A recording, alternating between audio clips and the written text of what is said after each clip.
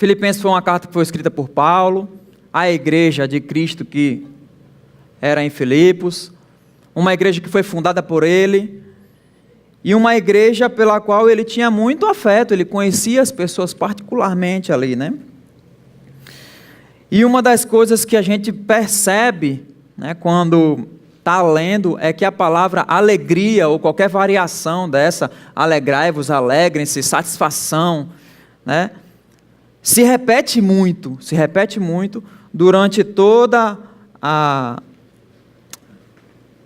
leitura da carta, né? Então, era algo que Paulo estava querendo enfatizar. E o texto que nós vamos trabalhar nessa manhã, vamos estudar, é o texto de Filipenses 3, de 1 a 11. Vamos ler, e ele já começa, né, com essa afirmação. Filipenses capítulo 3, versículos de 1 a 11. Ele diz assim: finalmente, meus irmãos, alegrem-se no Senhor. Escrever de novo as mesmas coisas não é cansativo para mim e é uma segurança para vocês.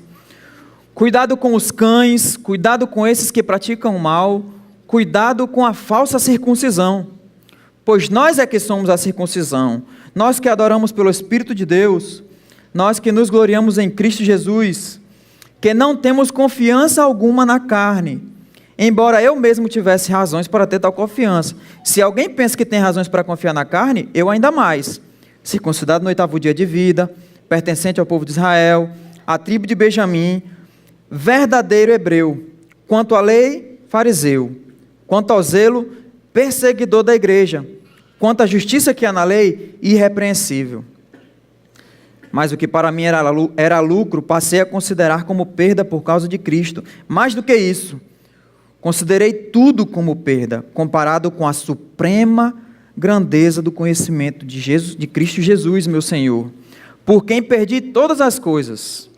Eu as considero como esterco para poder ganhar Cristo, ser encontrado nele, não tendo a minha justiça, minha própria justiça que procede da lei, mas a que vem mediante a fé em Cristo, a justiça que procede de Deus e se baseia na fé.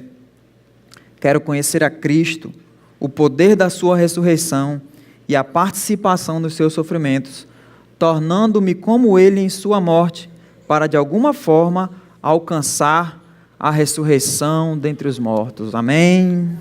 Vamos orar. Senhor Jesus, fala através da tua palavra, Senhor. Usa esse momento, Senhor, para a edificação da minha vida e da tua igreja, Senhor. Que nós possamos confiar sempre em ti e que a nossa alegria dependa sempre e somente de ti. É isso que nós te pedimos e te agradecemos em nome do teu Filho amado, Jesus. Amém. O nosso senso de felicidade geralmente está relacionado com aquilo que a gente dá valor. Se a gente gosta de viajar, a gente vai passar o ano todo planejando, abrindo mão disso, daquilo, pesquisando, para que no final do ano ou nas suas férias possa fazer aquela viagem. Se valorizamos estar com a família, é muito provável que o tempo mais esperado seja a ceia do Natal, né? É o momento onde a gente consegue reunir a maior quantidade de familiares. Obrigado, meu irmão. E a gente deve valorizar muito esse momento. Se o que é importante na nossa vida é a ascensão profissional, nós vamos nos capacitar. Fazer faculdade, pós-graduação, mestrado, doutorado, pós-doutorado, pesquisar sempre o que tem de mais atual na sua área, para que a gente possa estar sempre atualizado, né? Se o que é mais importante na nossa vida é a segurança financeira, a gente vai pesquisar aquele concurso público que tem um salário X, que garanta para a gente uma segurança, estudar até conquistar essa segurança. Não há nada de errado em valorizar essas coisas, a menos que elas se tornem o nosso motivo de felicidade, a menos que essas coisas sejam o que nos vão trazer paz e tranquilidade. Um imprevisto financeiro pode ocorrer e você não pode não conseguir mais fazer a tão sonhada viagem, né? Um ente querido pode falecer ou adoecer e não poder estar presente naquela tão sonhada reunião em família, ou você pode estar escalado para trabalhar no dia do Natal. Olha só, que tristeza, né? Ou ser obrigado a se mudar e não poder estar perto da sua família. Você pode ser demitido, ou você pode nunca conseguir aquele lugar na sua empresa que você tanto almejou, não por falta de esforço, mas por algo que está além da sua vontade, por uma decisão de alguém em lhe promover, né? Ou mesmo após estar estabilizado no seu tão sonhado concurso, o Estado, ou o município, ou a União pode estar em crise, e aí o seu salário vai atrasar, as contas vão chegar, e a tão sonhada segurança financeira vai embora. Olha aí, né? Eu sei que alguns irmãos da igreja estão passando por esse momento, nosso estado está em crise, nosso município também está, né? E se a nossa felicidade depender dessas situações, poderemos viver uma vida infeliz, mesmo sendo cristãos. E esse é um assunto, né, tão importante, mas tão importante, que a palavra alegria, né, aparece pelo menos 15 vezes durante o livro de Filipenses todinho. Alegria ou alegrai-vos ou regozijar, né? E por conta dessa possibilidade de perder essa alegria, é que Paulo começa com essa afirmação: alegrem-se no Senhor. Alegrem-se no Senhor. Ele escreve assim: escrever-lhes de novo as mesmas coisas não é cansativo para mim. Ficar repetindo isso não é cansativo. É uma segurança para vocês. Eu acho que a gente precisa meditar um pouco sobre isso que Paulo está falando, né? Que alegria é essa? Que alegria no Senhor é essa que ele enfatiza tanto, e que no decorrer dessa passagem, ele vai mostrar pelo menos duas coisas que podem tirar essa alegria. Duas coisas que chegam na nossa vida e podem trazer essa alegria. Mas que alegria é essa? É a alegria da salvação em Cristo. Precisamos estar renovando essa alegria e buscar nessa alegria a suprema satisfação da nossa vida. Quando nós depositamos a nossa alegria em Cristo, nós estaremos seguros.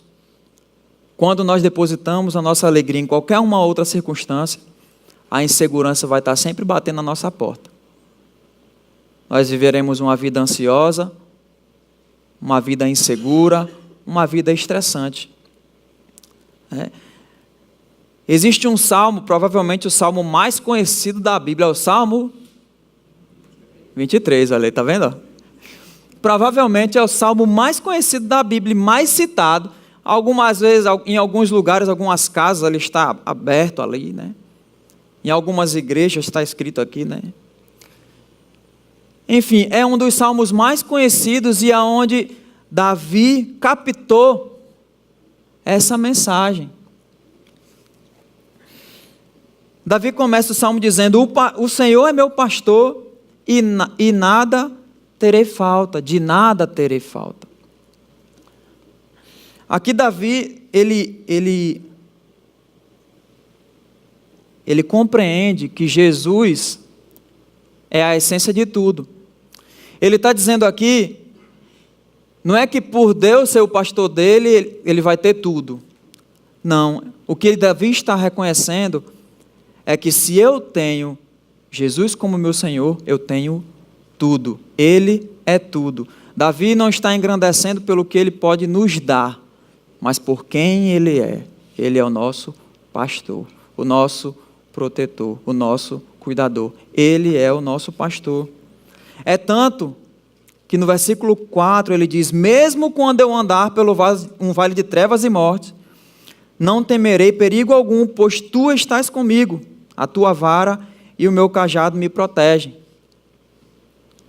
Davi tem certeza que vai passar por dificuldades. E aí ele fala, mesmo quando eu passar por um sofrimento, por vale de tristeza.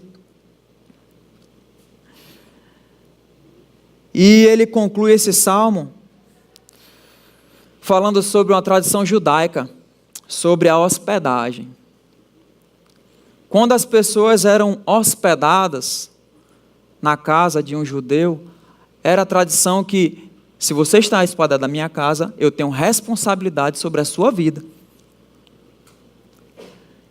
E trazendo essa memória, Davi ele conclui esse salmo. Isso era algo tão importante, mas tão importante, que em determinados casos, quando havia um risco de morte para aquela pessoa, a pessoa que estava recebendo colocava 2 seguranças para caminhar por onde o seu hóspede estivesse.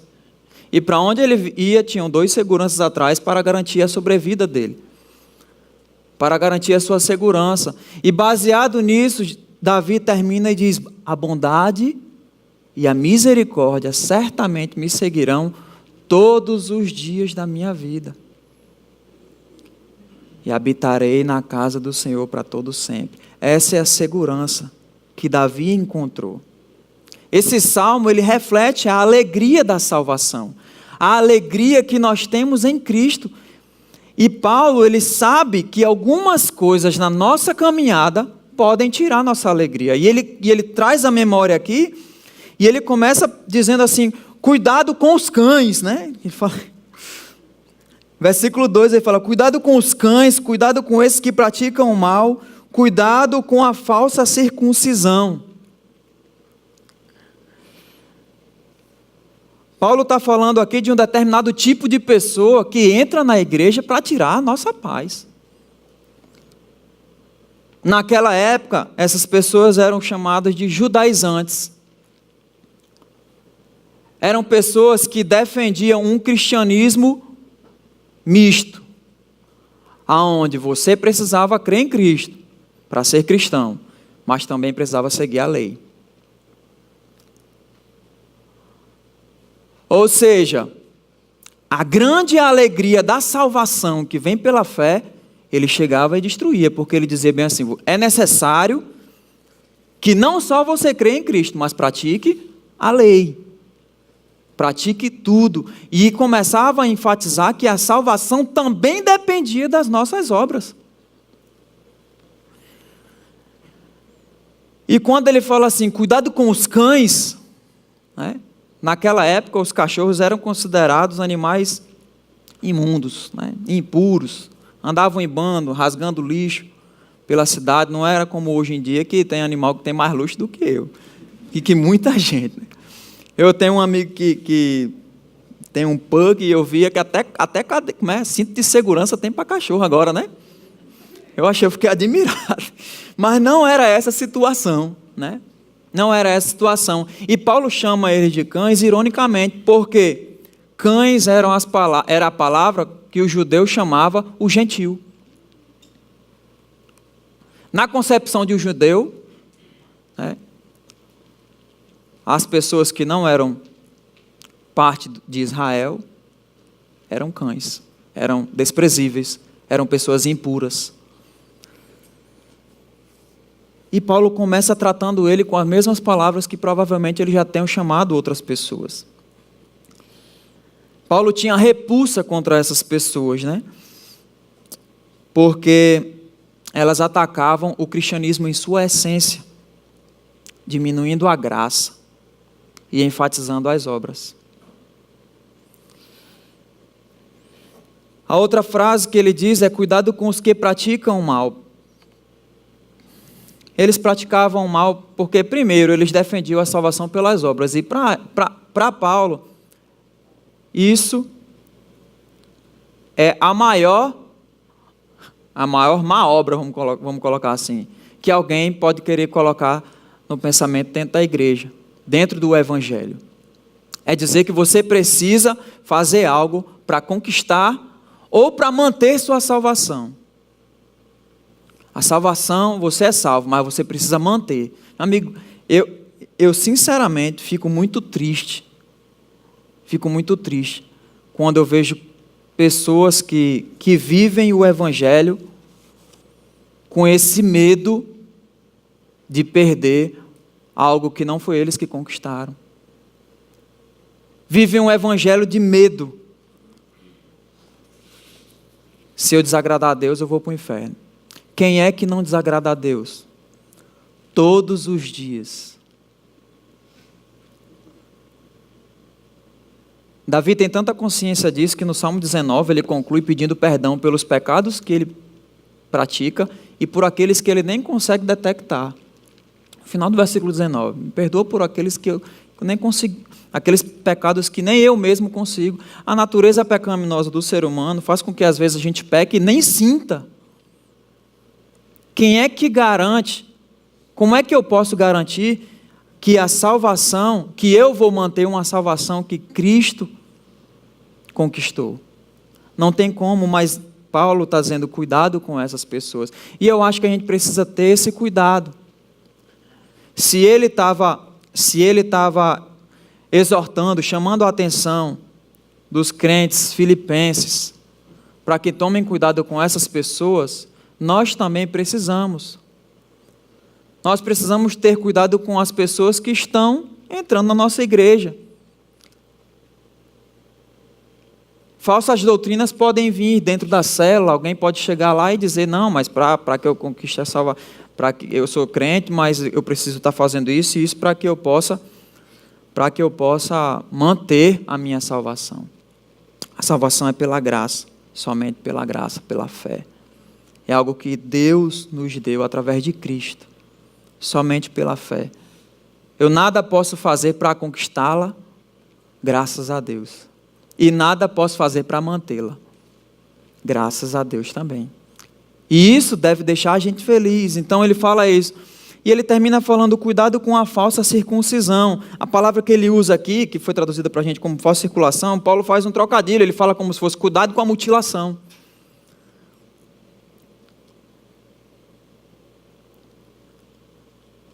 A circuncisão era a primeira coisa que os judaizantes queriam enfatizar quando iam falar sobre a conversão. Ele falava bem assim, você é cristão porque você quer em Cristo, mas você tem que praticar a lei, começando pela circuncisão. Todo cristão convertido, se ele fosse gentil, ele tinha que praticar a circuncisão. Isso era um zum tão grande dentro das igrejas que em Atos é testemunhado um momento onde Paulo se reúne com os discípulos e eles vão fazer como se fosse um concílio. E nesse concílio ele leva um gentil, Tito, não circuncidado, para estar lá presente. E a solução, o resultado final que chega ali, é que a transformação ela não precisa ser exterior. Para que um gentil se convertesse a Cristo, a circuncisão deveria ser no coração, nas nossas vidas, e não uma marca externa. E o interessante é a resposta que ele dá, né? Ele diz assim, pois nós é que somos a circuncisão. Quando os judaizantes estavam dizendo que precisava fazer a circuncisão, eles estavam enfatizando as obras que eles faziam para se tornarem cristãos. Estavam enfatizando as boas obras deles. E Paulo diz, nós é que somos a circuncisão. Nós é que somos as boas obras de quem? De Cristo. As boas obras de Cristo, elas são manifestadas na minha e na sua vida. E aí, ele pontua 3 coisas. Por que nós é que somos a circuncisão? Porque nós adoramos pelo Espírito de Deus. A mulher samaritana, ela se encontrou com Jesus e perguntou, os judeus adoram no templo, nós adoramos no monte. E Jesus respondeu, em breve virá o tempo, onde não precisaremos mais de templo nem do monte. Porque Deus está procurando aqueles que adoram em espírito e em verdade. Somente através do Espírito Santo nas nossas vidas é que nós adoramos ao Pai. Toda adoração que não é prestada a Deus é idolatria. Toda adoração oferecida a Ele sem a ação do Espírito Santo não é aceitável por Ele. Paulo continua dizendo, nós que nos gloriamos em Cristo. Se tinha alguma coisa que os judaizantes faziam, era se gloriar nas próprias obras. Mas Paulo está dizendo que tudo o que nós fazemos é por Ele, por intermédio dEle. Ele é o único digno de receber toda a glória pela nossa redenção, pela nossa salvação, pela nossa transformação. E diz, não temos confiança alguma na carne. Quando nós temos a plena certeza de que tudo o que acontece na nossa vida é uma obra de Jesus, não tem como a gente estar seguros na nossa salvação pelo que nós fazemos, ou temer perder essa alegria pelo que nós deixamos de fazer. Precisamos estar atentos e não deixar com que outras pessoas tirem a nossa alegria no Senhor, a alegria da nossa salvação. Paulo está dizendo, tomem cuidado com essas pessoas que podem chegar na sua igreja, que podem chegar na sua cela, falando um falso evangelho. Que necessitamos disso ou daquilo para permanecermos salvos. A gente precisa ter cuidado com as pessoas, né, que chegam e dizem assim, é preciso ter fé em Cristo, mas você precisa fazer a barba. Mas você precisa parar de usar tal roupa. Mas, quando esse mais acompanha, dizendo que isso é o que nos faz ser salvo, né? Qualquer uma coisa que não Cristo, isso não é o Evangelho. Isso é qualquer outra coisa. Somente a fé em Cristo pode nos dar a salvação. Todo o restante das obras que nós fazemos, todas as obediências, nós fazemos por Deus, por Jesus e através do Espírito Santo em nossa vida. É para Ele e não para sermos salvos. É para a glória de Cristo. Paulo está dizendo que nós podemos perder a nossa felicidade em Cristo, a nossa alegria no Senhor. E algumas pessoas podem ser responsáveis por isso. Mas uma outra coisa que ele diz é que nós também podemos perder a nossa felicidade em Cristo se buscarmos satisfação em conquistas pessoais. E aí ele vai para o versículo 4 e diz, embora eu mesmo tivesse razões para ter tal confiança. Paulo está dizendo, se tem alguém dizendo que vocês precisam fazer um bocado de coisa para ser salvo, se tem alguém que pode dizer isso, sou eu. Paulo vai mostrar agora as credenciais dele, vai mostrar tudo o que ele é e tudo o que ele conquistou. Paulo vai mostrar aqui que ele já buscou ser satisfeito pelas suas conquistas. E ele vai dizer, circuncidado no 8º dia de vida. O que isso quer dizer?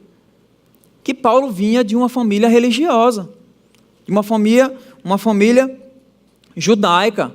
Ele foi circuncidado no 8º dia de vida, assim como manda a lei. Ele não foi circuncidado depois, porque ele era um prosélito convertido ao judaísmo. Ele não foi circuncidado aos 13 anos de idade, como eram os ismaelitas. Mas ele foi circuncidado de acordo com a lei, com o que Deus instituiu lá em Levítico, no 8º dia de vida. Ele vai dizer, pertencentes ao povo de Israel. Ele não tinha sido convertido, né? Era um judeu legítimo, de sangue, pertencente à tribo de Benjamim. Ele poderia bater no peito e dizer, eu pertenço à tribo de onde veio o primeiro rei de Israel. Eu pertenço à tribo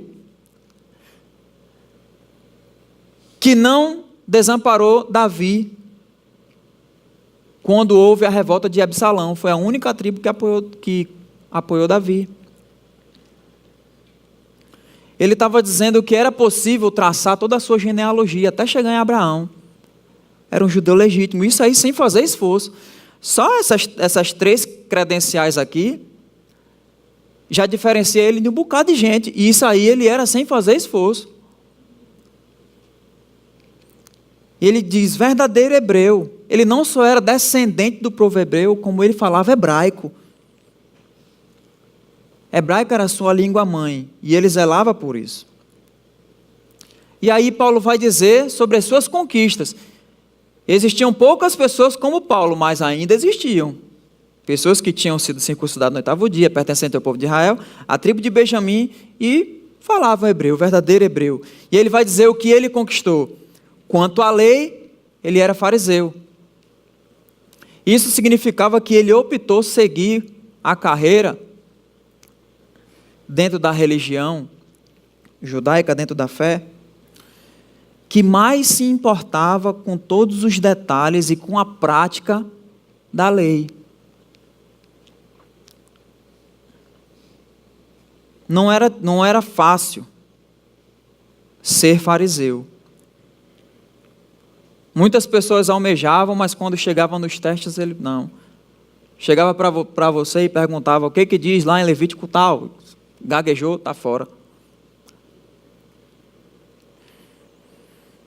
Paulo diz que ele era, quanto à lei, fariseu, ele fazia parte da elite do povo de Israel. Buscava praticar tudo o que a lei dizia. Quanto ao zelo, perseguidor da igreja. Paulo não só tuitava as suas indignações com os cristãos. Ele não ficava dizendo, rapaz, é esse povo que fica falando, não. Ele botou a mão na massa e disse, rapaz, se estão falando mal da minha fé, se estão querendo deturpar o que eu creio, eu vou perseguir. Paulo, ele não só falava, mas ele praticava.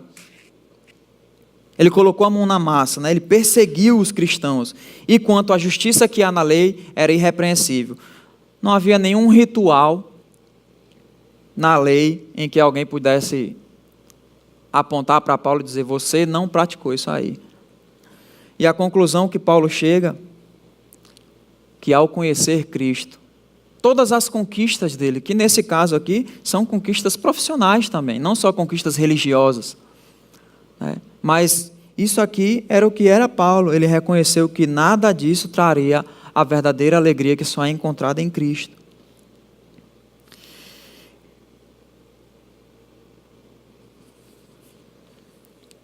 E o que realmente satisfaz? É o que Paulo vai falar do versículo 7 até o 11, né?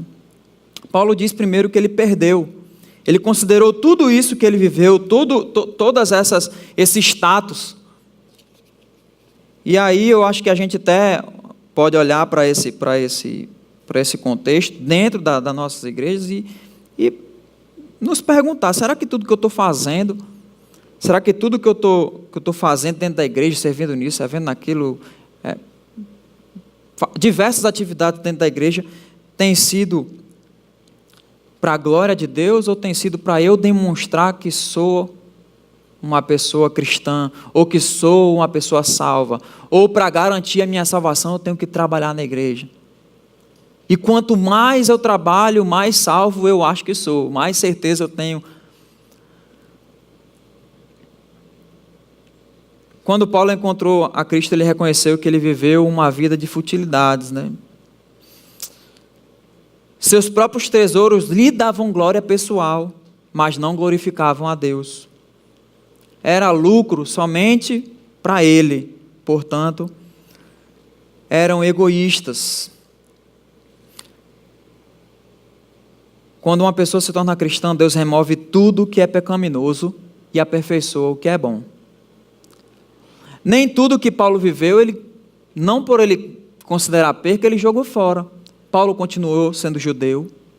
Paulo não rejeitou a sua cidadania romana. E Paulo continuou sendo zeloso em obedecer a Deus. Só que tudo isso para a glória de Deus, para a glória de Cristo. Tudo que você é, tudo que você conquistou, tudo que você correu atrás, isso não é pecaminoso se isso não for o sentido real da sua verdadeira felicidade. Deus pega o que a gente tem de bom e aperfeiçoa. Ele joga fora a parte egoísta, a parte de não se importar com os outros, a parte de passar por cima dos outros para que a gente possa conquistar tudo que a gente almeja e o que a gente achava que seria a verdadeira a felicidade. E quais são os lucros de Paulo? O versículo 8 diz assim, mas mais do que tudo isso, considero tudo como perda, comparado com a suprema grandeza do conhecimento de Jesus Cristo, de Cristo Jesus, meu Senhor. Quando conhecemos a Jesus, nossos padrões de valores, eles mudam. O que antes achávamos que traria satisfação, a gente considera como secundário, como apenas complemento, como apenas algo que pode ou não estar presente, mas a nossa alegria não depende disso.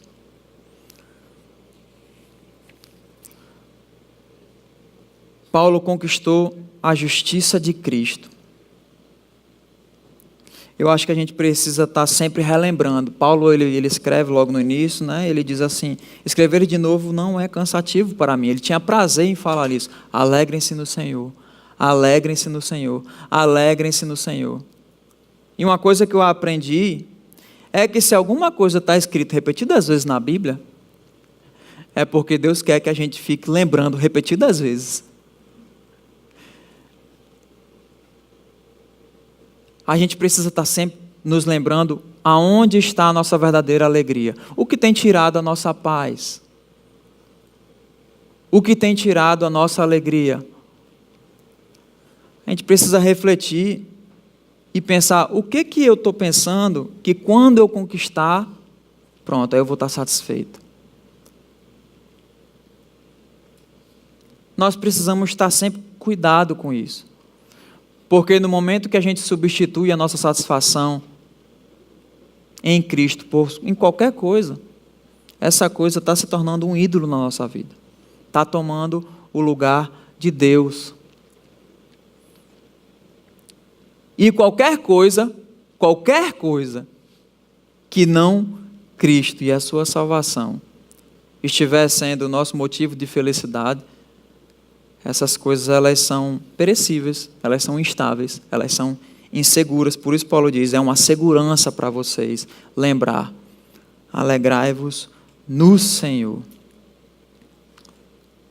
Paulo diz que ele encontrou a justiça de Cristo. Ele diz, ser encontrado nele, não tendo a minha própria justiça que procede da lei, mas a que vem mediante a fé em Cristo, a justiça que procede de Deus e se baseia na fé. Quando Deus olha para Paulo agora, ele não olha mais tudo que Paulo fez, tudo que Paulo conquistou, mas ele vê Cristo. E pense numa alegria é a gente saber que quando Deus olhar para a gente, Ele não vai ver as nossas obras, porque as nossas obras nem sempre são boas, é ou não é? Mas Ele vai ver a obra de Cristo. Quando Deus olhar para a gente, Ele não vai ficar pesando, isso aqui Ele fez bem, isso aqui Ele fez mal, isso aqui não. Ele vai ver a obra de Cristo, Ele vai ver Cristo em nós. E isso quer dizer conquistar a justiça de Cristo. Em nós foi imputado a justiça de Cristo. Quando aceitamos a Cristo, a obra de Cristo, e que obra é essa? Ele morreu e ressuscitou para nos salvar. Todos os nossos pecados são perdoados. Não é só o que a gente praticou antes do dia da conversão, todos. Isso é um negócio que é difícil para a gente compreender. E às vezes até a gente não tem o senso de justiça de Deus. Se a gente começar a comparar, a gente vai, mas como é que pode ser perdoado até um pecado que eu ainda vou praticar? Mas é isso que a Bíblia está dizendo. Todos os nossos pecados foram perdoados. Deus não olha mais para a gente e vê o que a gente fez de certo ou de errado. Ele vê a obra de Cristo, ele vê Cristo, o único justo. Isso é para a gente vibrar, meus irmãos. É para a gente ficar feliz. É para nos alegrarmos no Senhor. E o que Paulo passou a buscar? A partir do versículo 10 e 11, ele diz assim, eu quero conhecer a Cristo, o poder da sua ressurreição, a participação em seus sofrimentos, tornando-me como ele em sua morte, para de alguma forma alcançar a ressurreição dentre os mortos. Paulo diz que ele almeja, agora ele não quer mais estar sendo ali o fariseu dos fariseus, o melhor dos judeus. O que ele mais almeja na vida é conhecer a Cristo. E existe uma diferença entre conhecer alguém de ouvir falar e conhecer alguém de conviver, de se relacionar. E a palavra aqui conhecer, que foi traduzida para a gente como conhecer, ela quer falar sobre relacionamento. É a mesma palavra utilizada quando falava que um marido conheceu a sua esposa. É preciso que nós busquemos nos relacionar com Cristo diariamente, intimamente. Nós só vamos ser plenamente satisfeitos com Cristo se a gente tiver esse tipo de relacionamento. Como é que você quer conhecer uma pessoa se você não convive com ela? Não dá, é impossível. O máximo que você vai ver são as redes sociais dela. Ela faz isso, ela faz aquilo. Da mesma maneira deve ser o nosso relacionamento com Cristo. E se relacionar com Cristo vem acompanhado de duas coisas. É um combo.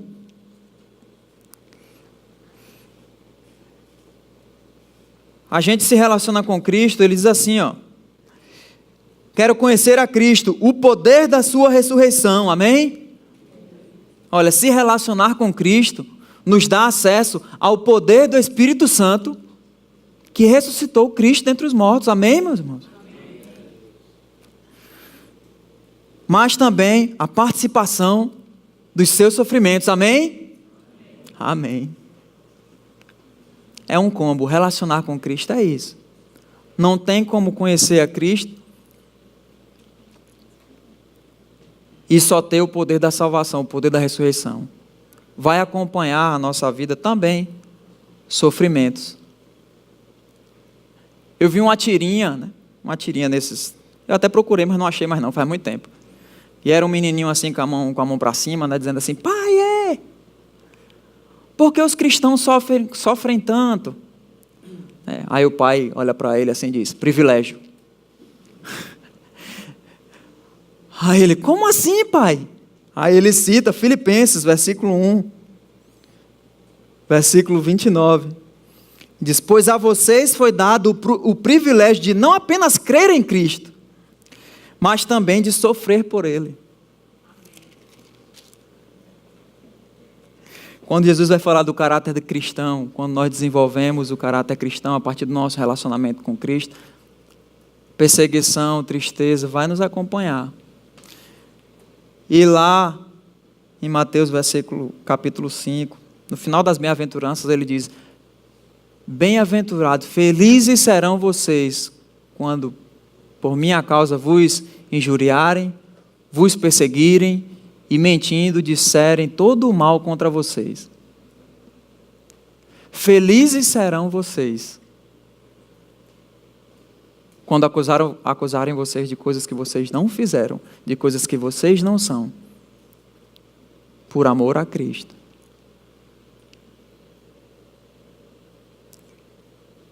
É um tipo de conceito diferente. O relacionamento com Cristo tem muito a ver com a passagem que ele vai falar sobre a casa construída sobre a areia e a casa construída sobre a rocha. Ali ele está falando de uma situação de dois cristãos. O crente ele pode ter a casa construída sobre areia, também. Ou ele pode cavar mais fundo. Quando você olha para essas duas casas, esteticamente não é possível saber qual está firmada na rocha e qual está construída sobre areia.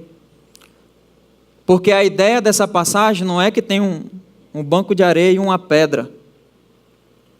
E uma casa está construída aqui na areia, nas dunas, e a outra está construída aqui na pedra. Não.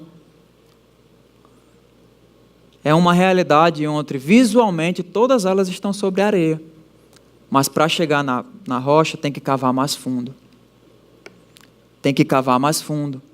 Tem que cavar mais fundo e colocar o alicerce de nossas vidas na rocha que é Cristo.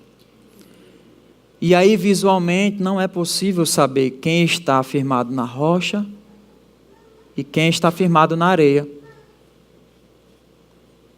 É somente através da chuva, do vento forte, da tempestade e da inundação é que a gente vai saber quem se firmou na rocha ou quem vai ter suas estruturas abaladas porque está firme somente na areia, está tendo uma vida cristã superficial. Paulo está nos incentivando aqui a buscar conhecer cada vez mais a Cristo. E isso vai mudar a nossa perspectiva. Isso vai nos tornar felizes, independente do que a gente esteja passando. Paulo não está dizendo aqui que a gente vai estar sofrendo, vai estar passando por um momento de angústia e vai estar sorrindo à toa, mas a gente vai saber que a nossa felicidade não depende daquilo que a gente está passando. A nossa paz. Eu tenho certeza que vocês já tiveram a oportunidade de ir para enterro, tanto de pessoas crentes como de pessoas não crentes. Eu acho que é um dos locais onde a gente consegue ver e aonde é demonstrada essa paz que Cristo nos dá.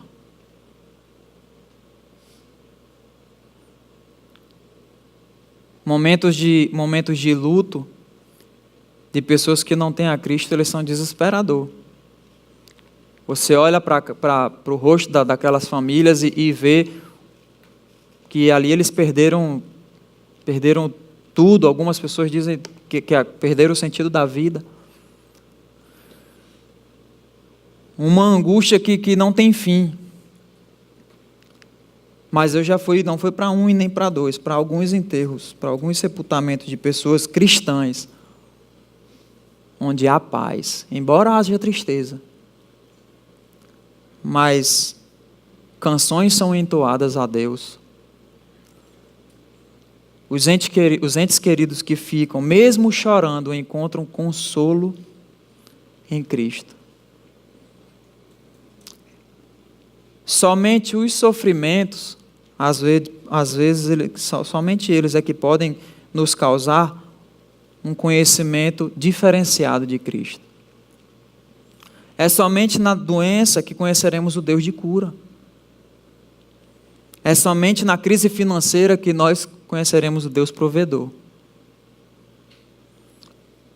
É somente no luto que conheceremos o conforto e o consolo de Deus. O sofrimento ele também faz parte dessa intimidade. O poder da sua ressurreição, o Espírito Santo é quem age nas nossas vidas e nos transforma diariamente. Ele é o bônus, mas que vem acompanhado com participar dos seus sofrimentos. Isso nos faz mais parecido com Cristo. E isso nos faz conhecer algumas áreas de Cristo, né? Conhecer Cristo de uma maneira diferente de pessoas que não estão passando pelo mesmo sofrimento.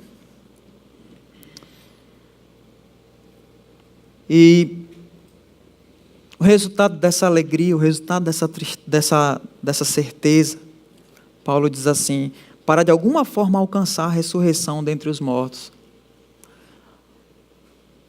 Paulo descobriu que ao conhecer Cristo, esteja ele preso, qualquer forma, esteja ele solto, esteja ele vivo ou morto,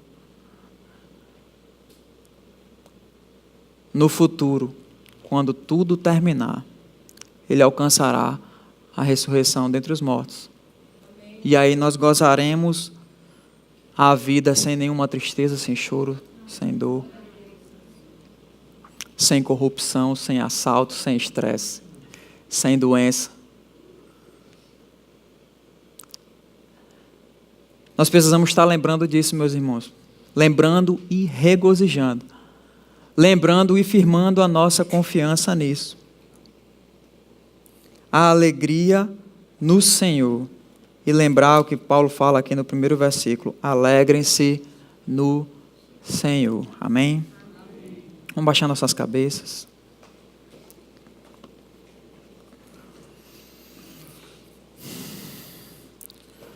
Nessa manhã nós estamos tendo a oportunidade de conhecer a verdadeira felicidade. Está lembrando disso. Está lembrando que as nossas felicidades não dependem de nossas conquistas. Nossa alegria depende somente de Jesus Cristo e não das circunstâncias. E aí eu quero fazer uma pergunta.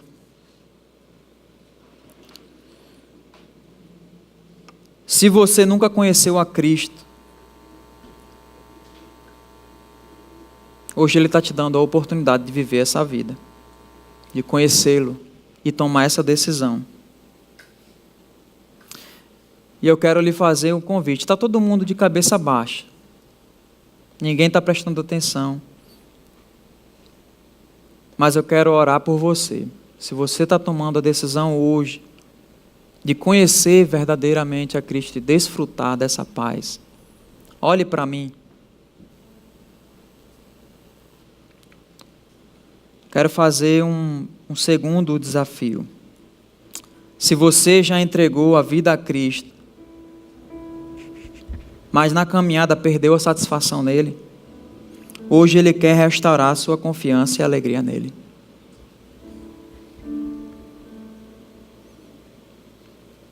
Olhe para mim se você tem esse desejo, eu quero orar por você.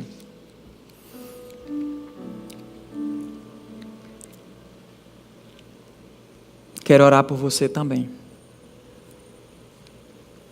Se tem alguém aqui nessa noite que quer entregar sua vida a Cristo, olhe para mim, eu quero orar por você, especificamente por você.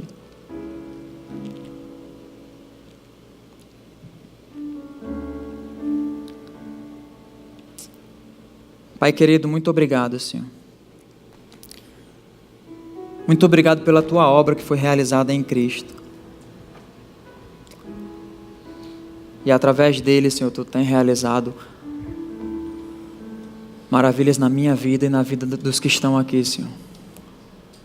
Muito obrigado pelo Teu poder, Senhor, e muito obrigado também pelo sofrimento.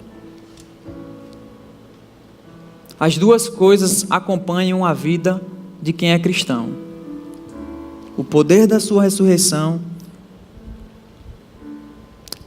e o sofrimento, porque Ele nos conforma com Cristo, nos deixa mais parecido com Cristo, nos traz maturidade. Senhor, me ajuda cada um que está aqui, Senhor, a não perder essa alegria, a estar sempre lembrando, Senhor, que Tu és o único motivo das nossas alegrias, Senhor. A nossa paz depende de Ti, por causa da graça que nos alcançou.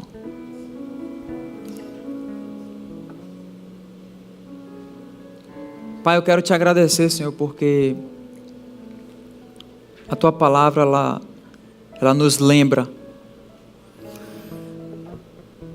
ela nos incomoda, nos molda, nos conforma. Senhor, nos ajuda a praticar isso aqui todo dia, Senhor. Quão difícil é, Senhor, manter todos os dias e todos os momentos essa alegria, Senhor. Eu, pelas minhas próprias forças, não consigo, Senhor, mas eu sei que através de Cristo eu posso manter essa confiança em Ti, Senhor. Ajuda-nos, Pai, a mantermos a confiança e a nossa alegria no Senhor. É isso que nós pedimos, te agradecemos. Em nome de Jesus, amém.